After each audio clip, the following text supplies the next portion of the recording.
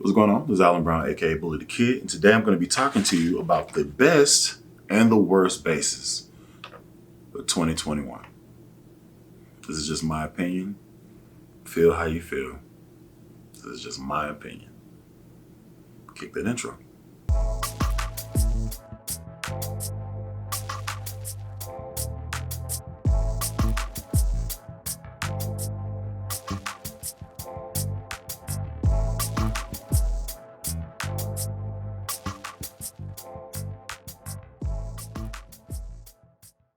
All right, so this is how we're gonna do this. I have a top three best basses, in my opinion, and then a top three worst basses. Could be anything from aesthetic, how I feel, how I played that specific bass, but this is my opinion.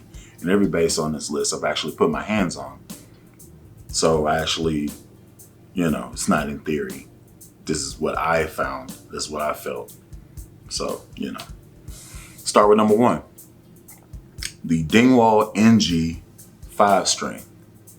I'm gonna probably have a picture of it. It's gonna be over there somewhere, hanging up there.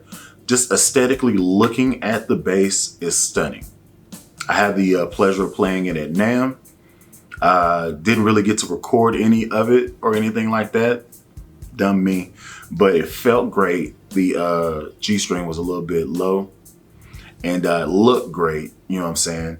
It was a good time. So I'm gonna put that as my number one. Now keep in mind, this isn't in any particular order. This is just me listing the basses that I dig, right?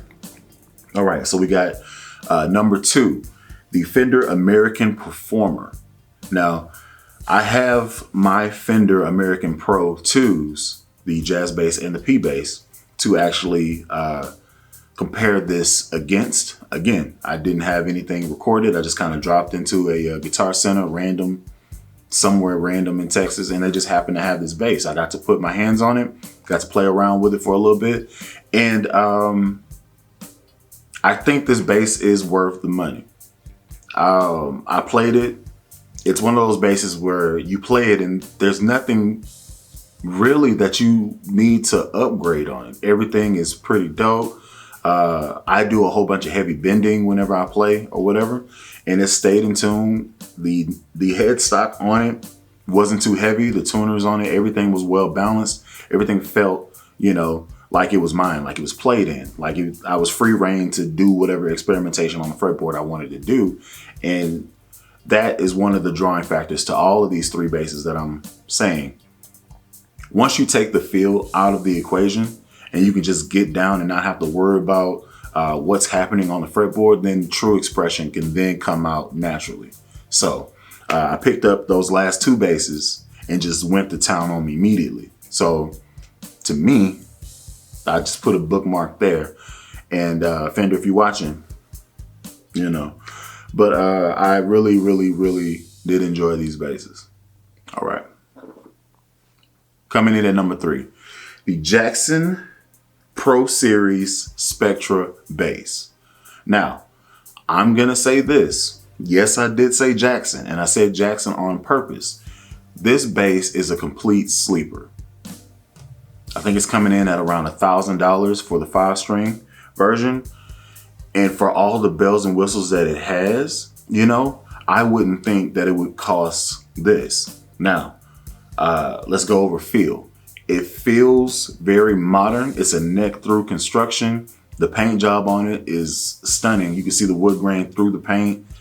It feels good. It looks good. It has the ability to do, has a 3-band EQ, has the 3 switch for mid-frequency control.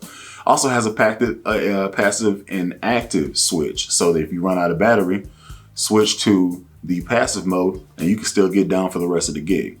Now, the only caveat with that is there's no tone control that I found on the bass. I really wasn't caring too much because, at the time I was like, crap, my battery's dead. What am I gonna do? Flip to passive mode, and I was able to play for the rest of the service. So it wasn't really a big thing to me. I normally play with the tone fairly up, so I never really do any deviation or anything like that. So it wasn't a problem in that instance for me.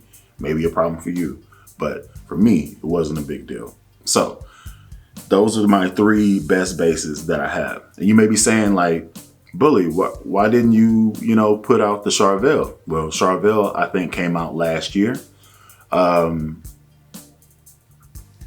Yeah, there's that. And I believe the other basses that I have in my collection, most of them are, they debuted in years prior. So I didn't put them on this list. We're talking specifically for 2021. Okay. Now let's go ahead and go to the honorable mention. Honorable mention, Ibanez EHB 1005 MS-EMM. Now, you've seen this on the channel. I played a EHB 1005 multi-scale MS.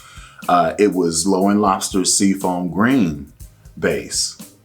This bass, it's balanced great. He did the swap with the Aguilar pickups that sent it to a whole nother level. I actually like this bass. The only problem that I have with it is I would have to figure out some way to hang it. Or maybe it'll just be a dedicated stand bass because there's no headstock for you to grab onto. So it's kind of a little bit weird in that. But it's a headless bass, so it kind of goes along with the territory. But that would be my only caveat for that bass. But it felt so good. It felt so natural. It felt played on so much so that I have to bring it out for an honorable mention. All right, now let's get into the worst. Okay. Number 1, no particular order. The Gibson non-reverse Thunderbird. Now, what you may be saying is, Bully, isn't the Thunderbird one of your, holy grail basses? I was like, yes. Thunderbird, it has a classic iconic shape, has a sound, it has a tone, it has its own lane. And for me, it checks one of those Mount Rushmore boxes, you know what I'm saying? Now the non-reverse, kind of lackluster. I feel like, just carve it the other way and you're good. This is brand new. It didn't really add anything to the pot. It's still good, but it just wasn't, I could have done without it. That's just my personal opinion. Aesthetically, it looks okay. I can see the appeal in the non-reverse because it's, a little bit more unique than the traditional, but whatever. So there's that. Then number 2, we have the Gretsch 5440 LS. You're gonna see the picture. Man, this is another bass. I'm like, okay. I guess it's not really loud enough to be like an acoustic, but I don't know. It's whatever. I'm just gonna go to the next one. Number 3, we have the Epiphone EB-3. Now, depending on what genre of music you like, this may work for you. This may be the thing that you want to do. If you want to sit in the back of the pocket and just hold it down, playing whole notes, filling out the sound in the music, whatever you're doing, this may work for you. If you want to stick out and do like some type of licks or whatever, or slap, God forbid, this probably won't be the bass for you. Found this bass in another Guitar Center. And I seen it. I was like, well, that looks different. Let's give it a shot. Let's just give it a go. Of course, I start out playing a little feel or whatever. Take the tone off. Complete. It might as well just been one note. I didn't have. It could be a lot of contributing factors. It could have been that the strings themselves were dull. Could have been that it's in Guitar Center and a lot of people have beat on it or played it or warped it or messed it up. Yeah, I only played it for maybe 3 minutes and I was like, okay, next bass. And then let's go ahead and hit that honorable mention for worst bass. The Fender Player P bass. Now hear me out. to me, the Fender the Fender Player P bass is a more expensive Squier. You can get the exact same tone, sound from buying a Squier Vibe and then swapping the pickups. Does it warrant $400 extra just to put a Fender badge on the top headstock? In my opinion, no, it doesn't. You could easily get, hell, a Harley Benton and change the pickup on it and get that tone, probably that feel, for a fifth of the price. And I'm just being honest, because I think the Fender Player comes out for maybe $600, $700. Harley Benton is maybe like $115, $120, or if you're going with the black and white, $84. $84, $600. $84, $600. That's my opinion. This is where I'm at with it.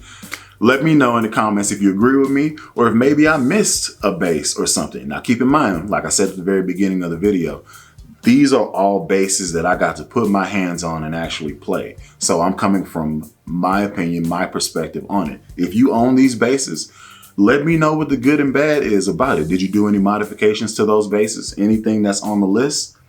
If you agree with the list, cool. Let me know in the comments. If you don't agree with some choices that I made on the list, also let me know that in the comments. I'm also knowing that people gonna hate, and I'm okay with that. It's just my opinion. So take it for what it's worth. I'm gonna go ahead and end this video here. Thank y'all for watching for as long as you did. Again, like, subscribe, share, you know, and hit me up in the comments. Appreciate y'all watching. I've been Alan Brown, aka Bully Kid. Till next time, y'all be easy. Ooh, they gonna be mad, boy.